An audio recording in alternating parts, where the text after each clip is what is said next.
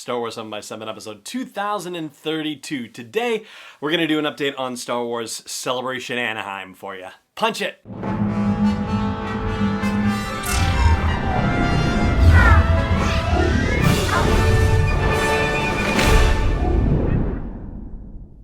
Hey Rebel Rouser, I'm Alan Voivod and this is Star Wars 7x7.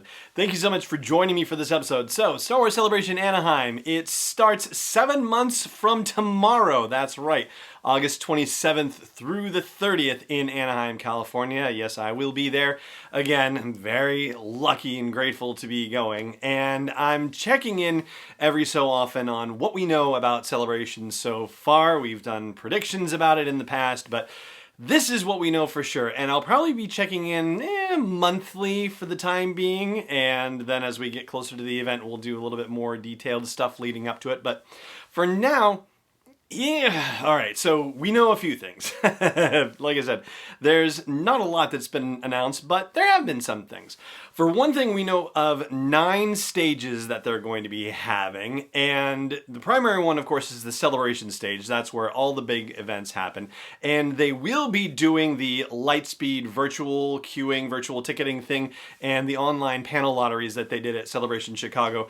Personally, I know there were some challenges with it, but I found that to be a much better experience than the overnight waiting situation. Yeah, there were, a couple of interesting benefits of that, the camaraderie of being with all those folks, but sleeping on concrete floors for multiple nights in a row, yeah, that wasn't the greatest. So this is actually an improvement, and I'm glad that they're bringing it back, and I can only imagine it's going to be better the second time around. They're also going to have the Star Wars Show live stage, so Andy Gutierrez and Anthony Carboni hosting segments live on the exhibit hall floor. At least that's where it was the last couple of ones. They'll do the Galaxy stage again, which is supposed to highlight the depth and breadth of the Star Wars universe. They'll do the Twin Sun stage, where they feature people from all sorts of Star Wars media talking about what goes into creating the galaxy far, far away. They also have a collector's stage, a fan stage, a university stage, and that university stage features people who are actually talking about their craft and holding, classes and lessons and tutorials. I know that writers from the Star Wars galaxy have actually done writing classes there, which is pretty cool. And then, of course, the podcast stage, and also a family area. They're announcing that as a stage too. But there you go, 9 stages total so far. No guests announced just yet. They have said that they will be doing a cosplay competition, but the applications for that have not been turned loose yet. There are applications for other things that are available though. So the art show, that application process is out there and available, and the due date for submitting your art show application is February 28th.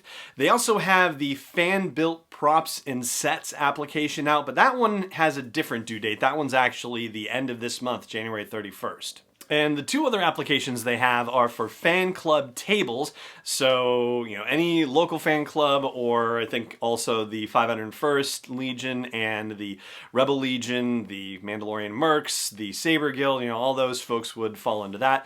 And also fan programming too. Those applications for both fan club tables and for fan programming are due by February 28th. And the other thing that they announced, and it doesn't exactly have to do with Celebration, but it's tied into the whole thing, is that they are having a Disneyland After Dark thing on the 27th. That's the Thursday night of Celebration, and it's a Star Wars themed night where you can have an after hours admission into the park, and they have special events for Star Wars fans. So that is happening. Tickets have not been released for that yet, but they're starting to promote it and say, hey, keep an eye on Disneyland's website for tickets to be able to get into that event. Not out there yet, but just so you know that it's going to happen, get ready if that's something that you want to participate in. And if you don't have tickets to Celebration yet, well, time's running out.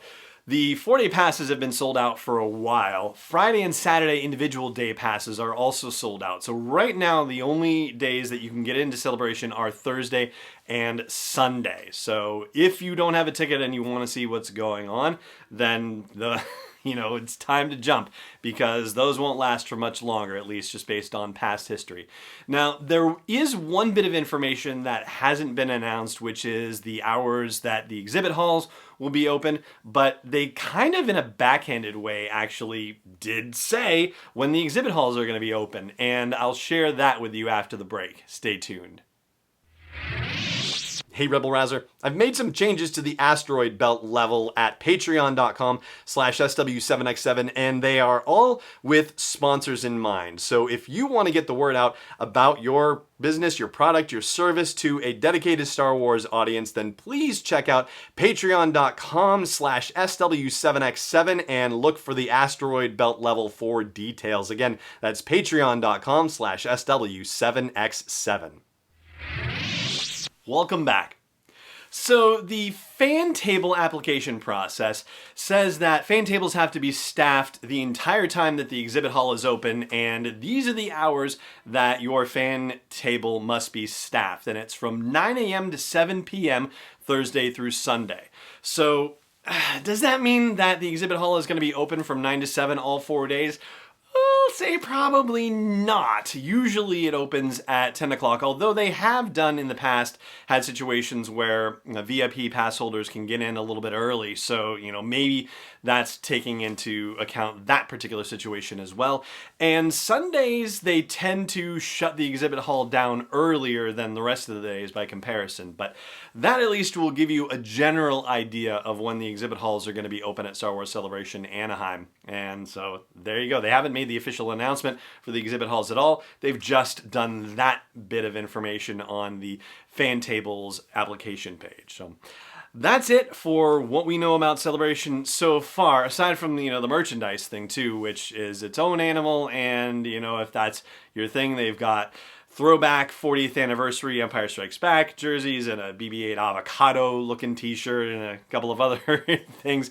The commemorative program if you get tickets, of course. Anyway, so there you go. Now that, I guess that's technically it. And we'll check in on the doings for Celebration in another month or so, unless something major breaks in between now and then. But for now, that's going to do it for that and for this episode of the show as well. Thank you so much for joining me for it as always, and may the Force be with you wherever in the world you may be. Star Wars 7x7 is not endorsed or sponsored yet by Lucasfilm Limited, Disney, or 20th Century Fox, and is intended for entertainment and information purposes only. Star Wars, the Star Wars logo, all names and pictures of Star Wars characters, vehicles, and any other Star Wars-related items are registered trademarks and/or copyrights of Lucasfilm Limited or their respective trademark and copyright holders. May the Force be with them. All original content is copyright 2020 by Star Wars 7x7. We hope you love it.